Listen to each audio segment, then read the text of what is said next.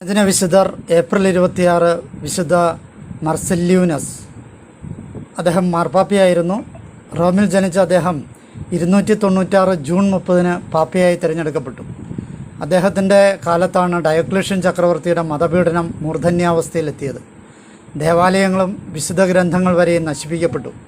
അനേകം ക്രൈസ്തവർ നിഷ്കരുണം വധിക്കപ്പെട്ടു. തെരുവീഥികളിൽ ചോരപ്പുഴകൾ ഒഴുകി.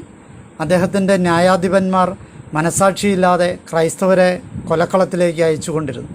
പക്ഷേ ക്രൈസ്തവ സമൂഹം ഇവയെ സമചിത്തതയോടെ നേരിട്ടു. മർദ്ദനങ്ങളും പീഡനങ്ങളും മൂർച്ഛിച്ച അവസരത്തിൽ പാപ്പയെയും അവർ കൊലപ്പെടുത്തി. പാപ്പയെ സംബന്ധിക്കുന്ന എല്ലാ ചരിത്രരേഖകളും അദ്ദേഹം രചിച്ച പുസ്തകങ്ങളും മറ്റ് പ്രമാണരേഖകളുമെല്ലാം ശത്രുക്കൾ അഗ്നിക്കിരയാക്കി.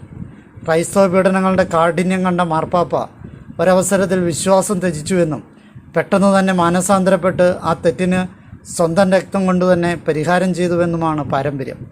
8 വർഷത്തോളം അദ്ദേഹം സഭാഭരണം നടത്തി. വിചിന്തനം: ആരാണ് നിനക്ക് അനുകൂലമെന്നും പ്രതികൂലമെന്നും നീ പരിഗണിക്കേണ്ടതില്ല. നീ ചെയ്യുന്ന എല്ലാ കാര്യങ്ങളിലും ദൈവം നിൻ്റെ കൂടെ ഉണ്ടായിരിക്കണമെന്ന ലക്ഷ്യത്തോടെ പ്രവർത്തിക്കുക.